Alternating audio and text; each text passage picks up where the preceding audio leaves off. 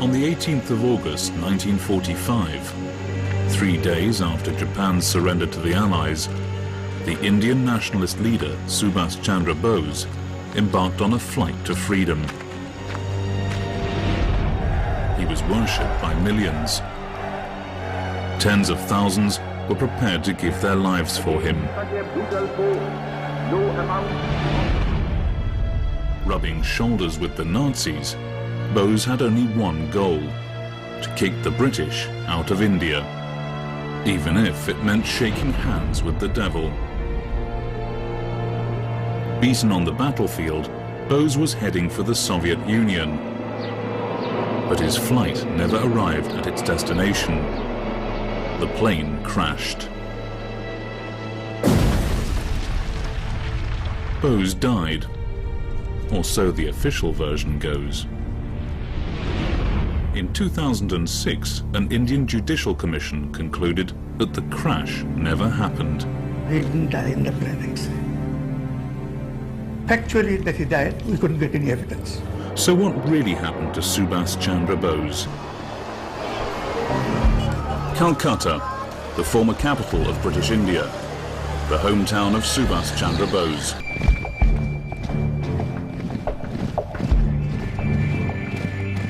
In 1944, 40,000 of them had marched from Singapore to the jungles of India, together with the Japanese. A man with unlimited courage, a man with a distant vision, a man who felt for the millions of people of India. For many Indians, Subhas Chandra Bose has a unique place in history. He was the only nationalist leader who confronted the British Empire on the battlefield. Subhas was born into the family of a wealthy Indian lawyer in Bengal. He was sent to a British school, as his father considered himself a loyal supporter of the British Raj. The British had been the colonial masters of the Indian subcontinent for more than a century. Bringing unity and stability to the country, they ruled with the consent of India's governing classes. One day Subhas might become an officer under British command. Bose moved to Calcutta. It fully struck him how British rule was ultimately racist, and how Indians were discriminated against by their European masters. Subhas entered Presidency College. Subhas passed his exams with flying colours. In 1919, he enrolled at Cambridge University in England to prepare for entry into the Indian Civil Service, the ICS. After only 8 months of study, Subhas passed the extremely difficult Indian Civil Service exam. To his surprise, he was the 4th best in his year. It threw him into a personal crisis. Does he want to be a servant of the British Raj? After he thinks about it for a while, he says no. Bose returned to India to begin a career as a politician. But it was Bose's fervent nationalism that didn't go down well with the British colonial authorities. He soon organised protests and strikes against British rule. His declared goal was to kick the British out of India. There were even rumours that he had links with Bengali terrorists. It didn't take long until he was arrested.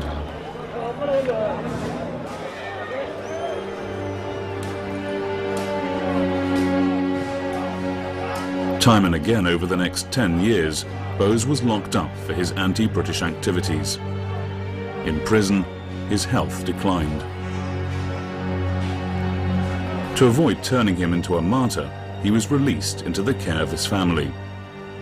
The precondition was that he left India for a lengthy period of time.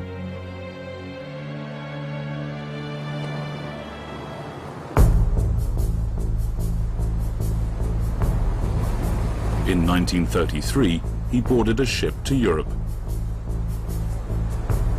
His destination was Austria, where he was diagnosed as having a stone in his gallbladder. After an operation, Bose's health gradually improved. As he couldn't be in India, he would continue his struggle on the international stage. He calls himself, during this European period, Ambassador of India in Bondage. Writing his autobiography, he hired a young Austrian woman, Emilia Schenkel, as his secretary. The two fell in love and secretly got married.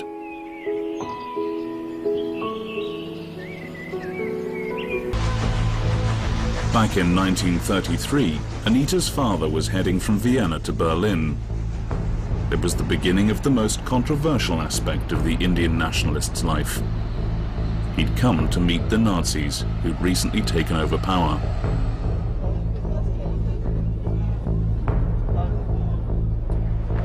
Bose was impressed by the supposed efficiency of the Nazi regime. He told others that he wanted a combination of socialist ideals and fascist discipline for India.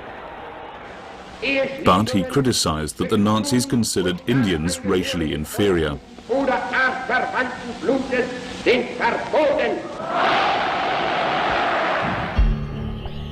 Bose held meetings with Nazi officials.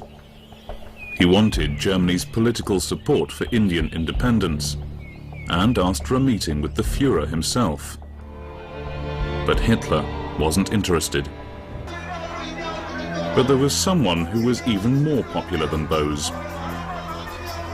Mahatma Gandhi is absolutely unique. Gandhi says the means are as important as the ends. Even though Subhas believed that the use of violence against the British was legitimate, Gandhi brought him into the mainstream of the Indian nationalist movement. He even ensured that Bose was elected president of the Indian National Congress Party. But Bose became disillusioned with the lack of zeal amongst Congress leaders, like Jawaharlal Nehru, Gandhi's favorite political protege. Subhas publicly advocated the use of violence against the British. India is going to be free. Our struggle is no doubt a non-violent struggle. But even a non-violent struggle demands an army, an organization, and a machinery. Gandhi was shocked, and Bose was forced to resign. He rallied the radical Indian left around him and set up a new political party, the Forward Bloc. But events a long way from India were working against him. Der Großangriff auf London nimmt seinen Anfang. Britain was under attack by Nazi Germany. In August 1940, German bombers were flying raids against London. There was widespread talk of an imminent invasion. Britain's ultra-conservative new Prime Minister, Winston Churchill, advocated a tough hand in India, while the war in Europe was threatening the survival of Britain as an independent nation. Now wasn't the time to go soft on Indian nationalists. Churchill is a great war leader for Great Britain and a disaster for India. Bose and his followers were arrested. The Forward Bloc movement came to a halt. Bose had undertaken a hunger strike in prison, and the British did not want him to die on their hands, and so had allowed him to go home with the intention of rearresting him as soon as he regained his health.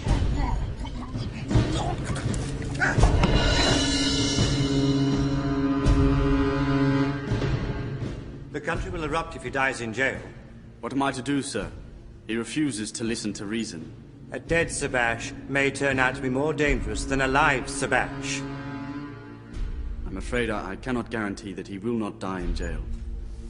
Then set him free. Let him go home. Sir. But see that he is kept surrounded by a wall of men, day and night. But Bose managed to escape. In disguise, he headed north.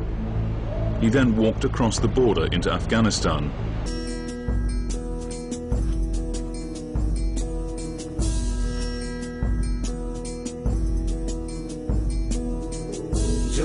তোর ডাক শুনে কেউ না আসে তবে একলা চলো রে যদি তোর ডাক শুনে কেউ না আসে তবে একলা চলো রে একলা চলো একলা চলো একলা চলো একলা চলো রে যদি তোর ডাক শুনে কেউ না আসে তবে একলা চলো রে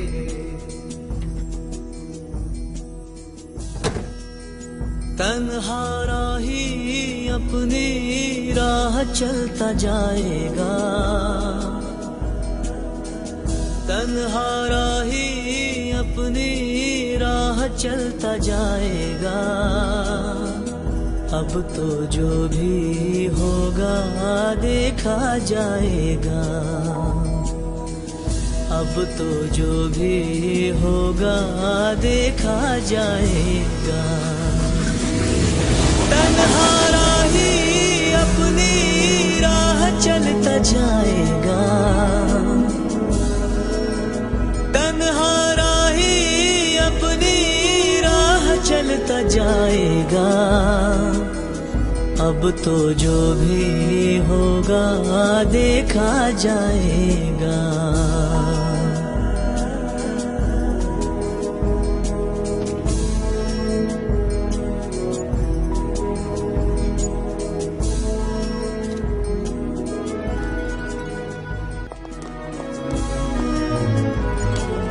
बोझ कितना हो मुश्किलों का मगर ना झुका है ना झुक सकेगा ये सर जिंदा फिर भी रहेगा मेरा ज़मीर जिस्म को मौत भी आ जाए अगर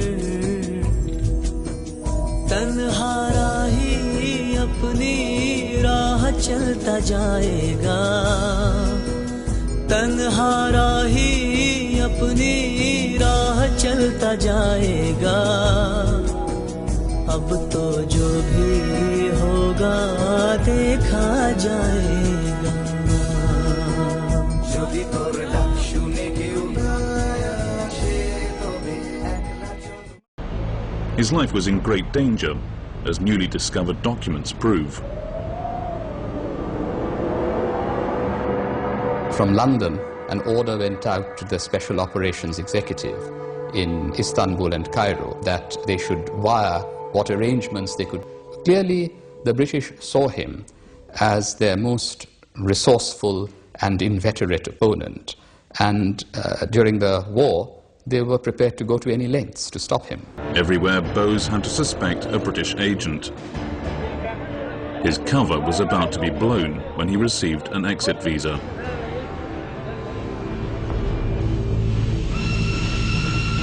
Bose boarded a train and headed north.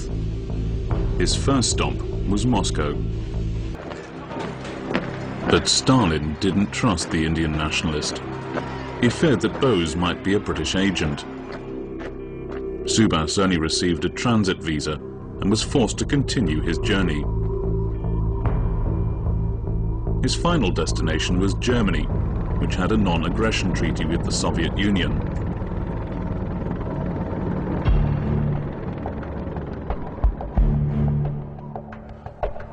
The political situation had changed fundamentally since his last visit to Berlin.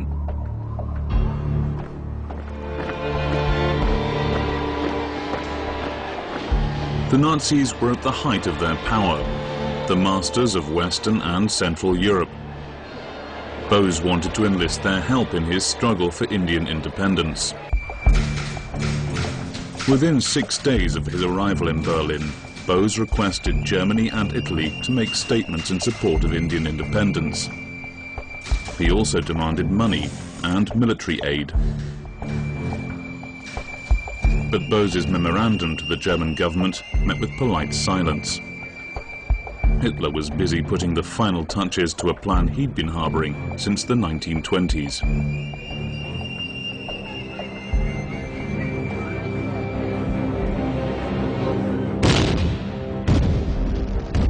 On the 22nd of June 1941, the German Wehrmacht attacked the Soviet Union. Bose was shocked. He'd always seen Russia as another natural ally in his fight against Britain. But the German attack on the Soviet Union offered new opportunities. Hitler had ordered that once Russia had fallen, the Wehrmacht would continue its advance all the way to India. Suddenly, Bose was of interest to the Germans. They agreed to support him with money and gave him diplomatic status. Bose assumed the title of Netaji, which means leader or Führer. He received an office and an organization, the Free India Center, with a staff of more than 30 people. Bose's first task was to broadcast anti-British propaganda to India. With his new title of Netaji, he addressed his followers back at home. Bose wanted to reach the 2 million Indian volunteers of the British Indian Army. These men were the bedrock of the British Raj. It was on the battlefields of North Africa that Bose's propaganda activities were most dangerous to the British. Here, thousands of Indian soldiers were fighting alongside British troops against the Nazis. In 1941, the Germans had the upper hand. 32,000 British and Commonwealth troops were taken prisoner. Among them were 10,000 Indians. From his new offices in Berlin, where Bose had been joined by his Austrian wife Emilia, the Netaji kept a close eye on these developments.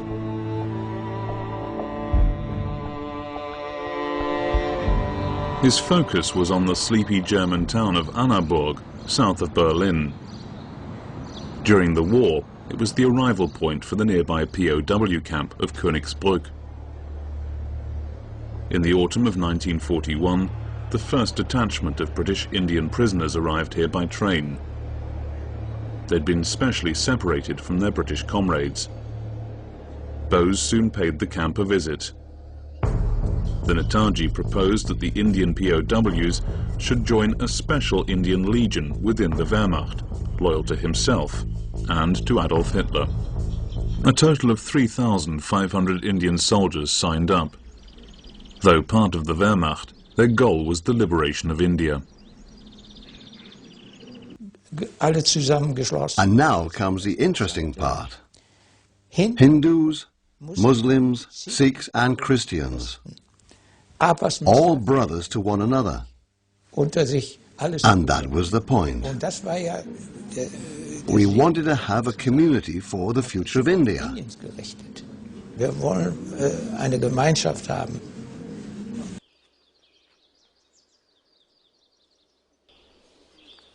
जय हिंद। शुभ सुख चैन की बरखा बरसे भारत भाग के जागा, पंजाब सिंध गुजरात मराठा द्राविड़ उत्कल बंगा, चंचल सागर विंध्य हिमालय नीला जमुना गंगा, तेरे नित गुण गाए तुझसे जीवन पाए, सब तन पाए आशा, सूरज बनकर जग पर चमके भारत नाम सुहागा, जय हो जय हो जय हो जय जय जय जय हो। Bose's Indian Legion appeared in a Nazi newsreel.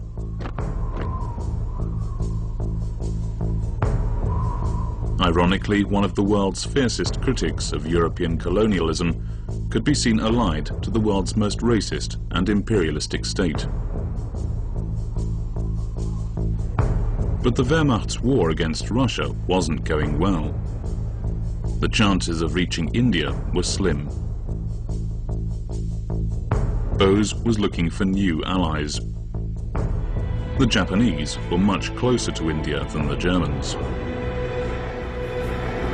After its surprise attack on Pearl Harbor, Japan had entered the war on Germany's side. Sweeping down the Malay Peninsula, the Japanese had caught the British forces in Southeast Asia napping. The British garrison in Singapore was forced to surrender. Winston Churchill called it the biggest defeat in British history.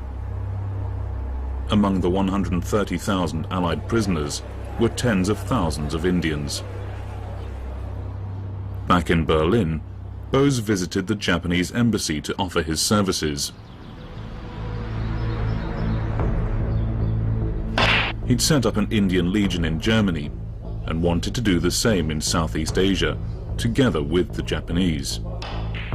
It was agreed that he would make his way to Japan as soon as possible. But first, Bose travelled to the German military headquarters in East Prussia to meet the man he'd been chasing for years.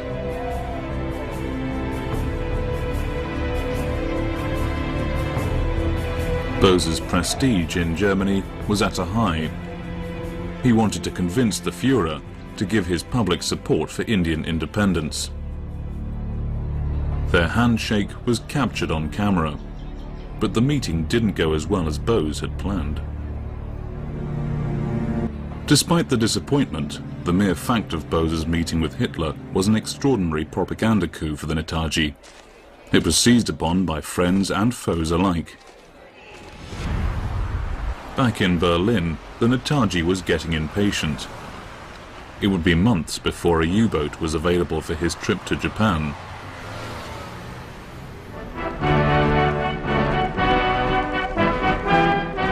Bose used the time to hold an international conference on India. It introduced a piece of music that would later become India's national anthem. Den Kampf bis zum Siege weiterzuführen, zu bekräftigen. In diesem Kampf, der für Indien ein Kampf Sein oder Nichtsein ist, kann es nur einen Ausgang geben, unseren gemeinsamen Ziel. Lang leben die Dreifachmächte und ihre Verbündeten. Lang lebe das freie Indien. In November, Emilia gave birth to a baby girl, Anita. 3 months later, Bose's time of waiting came to an end. He boarded the German submarine U-180 and quietly slipped away, leaving behind his wife and daughter. To avoid being detected by British destroyers in the English Channel, Bose's U-boat was heading for the icy waters north of Scotland. At the same time, the thermometer dropped to about -10 degrees Celsius. It was so cold that our deck gun turned into a gigantic block of ice. Mr. Bose and Mr. Hassan fared extremely poorly in the rough sea. They spent most of the time in their berths. They were green and yellow. They almost changed color.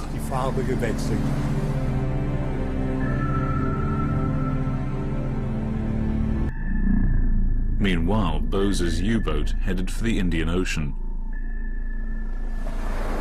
He was to be transferred to a Japanese submarine that would take the Netaji all the way to Japan.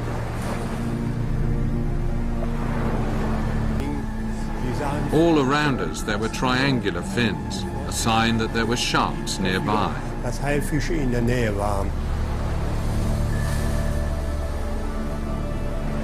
The Japanese submarine managed to carry Bose all the way to Southeast Asia. From there, he boarded a flight to Tokyo.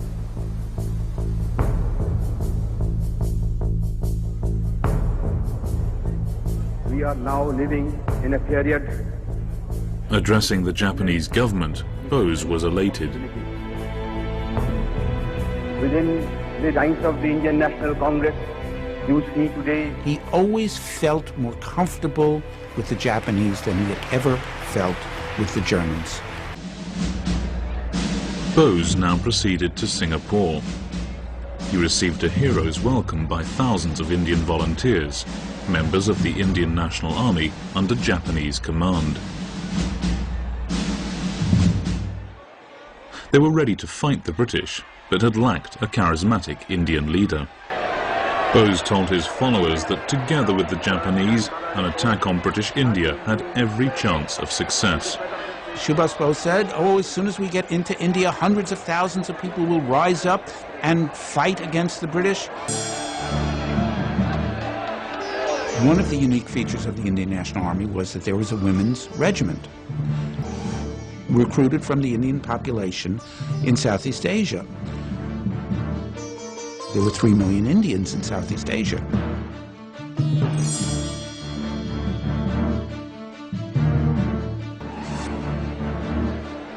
called them the Ranis, the Rani of Jhansi Regiment, after this princess, the Rani of Jhansi. At the beginning of 1944, the Indian National Army joined the Japanese advance towards India.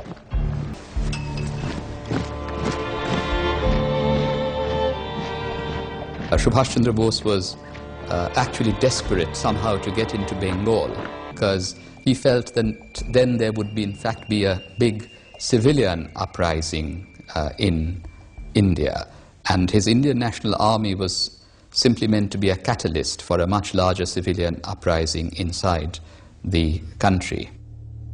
In March 1944, Japanese and INA forces went on the offensive.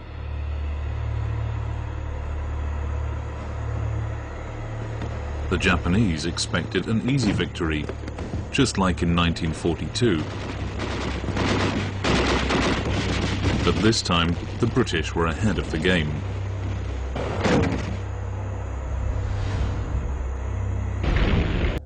Newly released documents show that a double agent, codenamed Silver, had given the British advance knowledge of the Japanese attack. His real name was Bhagat Ram Talwar. An insider, he'd received the information from the unsuspecting Netaji himself.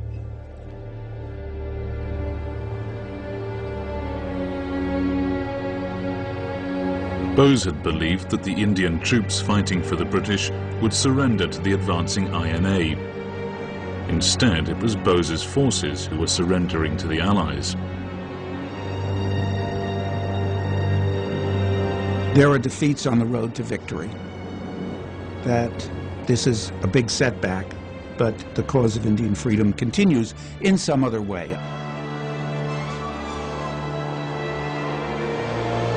After the war, the British would put 3 generals of the Indian National Army on trial in the Red Fort in Delhi. One was a Muslim, Shahnawaz Khan. Another was a Hindu, P.K. Saigal. And another was a Sikh, Guru Baksh Singh Dhillon. The INA trial would cause a nationwide outcry.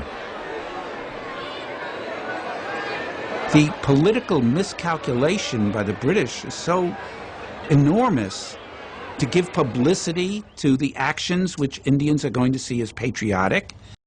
Anyway, they're put on trial, they're convicted, treason against the king, emperor. They're sentenced to transportation for life, that is life imprisonment, and then they're released.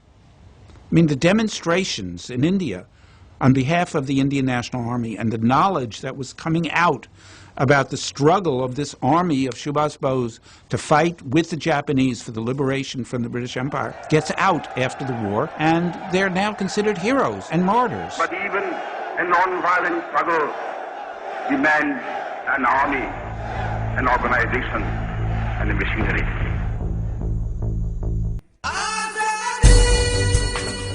Delhi से नेताजी के जांबाजों की गरज सुनकर कानपुर, कराची और गिलगिट में royal Indian air force के जवानों ने बगावत का बिगुल बजा दिया। उधर बंबई, विशाखापट्टनम और कराची के बंदरगाहों में रॉयल इंडियन नेवी के नाविकों ने जहाजों पर से यूनियन जैक उतार दिया। उनकी हिमायत में हिंदुस्तान के कई शहरों में जनता उमड़ पड़ी। अब अंग्रेज उलझन में पड़ गए। I have a question here from the Prime Minister, Mr. Attlee. If there is a mass upsurge by Gandhi and his people, as well there might be if the talks in Simla break down, do you think the Indian Army will obey orders and put it down? I know from my long experience of Indian troops how hard it is for even the most sympathetic British officer to gauge the feelings of the Indian soldier. None of us today know how the Indian ranks feel about the INA. In my opinion, I think there is a growing sympathy for the INA. In short, you're telling me that the Indian Army can no longer be trusted upon to fight for us, and it's time we left the country? लाल किले पर जब पहली बार तिरंगा लहराया, नेताजी मौजूद नहीं थे। पर अगर वो ना होते और उनकी आजाद हिंद फौज, तो हिंद न जाने कब आजाद होता।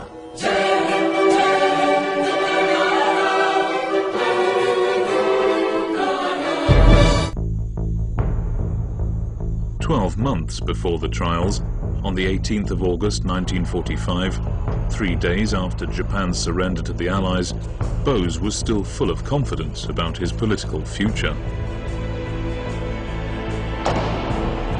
He decided to fly to Manchuria and surrender to the forces of the Soviet Union and continue his struggle for Indian independence.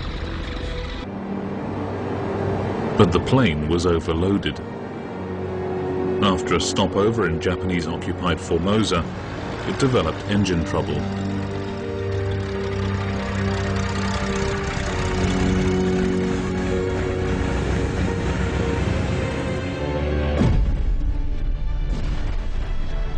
According to witnesses, the plane crashed. Bose died as a result of severe burns. He was cremated, and his remains were sent to a Buddhist temple in Japan, where they're still kept today. But not everyone believed that the Netaji died in 1945. Some suggested that he'd made it to the Soviet Union, where he was locked up in a labor camp. Others believed Bose escaped altogether.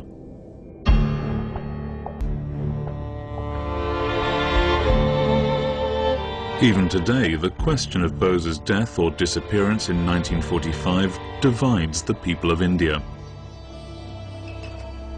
Recently, an official commission appointed by the Indian government presented the findings of a 6-year investigation into Bose's death. Chaired by a former High Court judge, the Mukherjee Commission's findings shocked the nation. He was such a beloved leader of the country, the people must know about what happened ultimately. My findings are, so to speak, is partial, in the sense that I have only said the earlier findings of his death is not correct, the ashes are not his.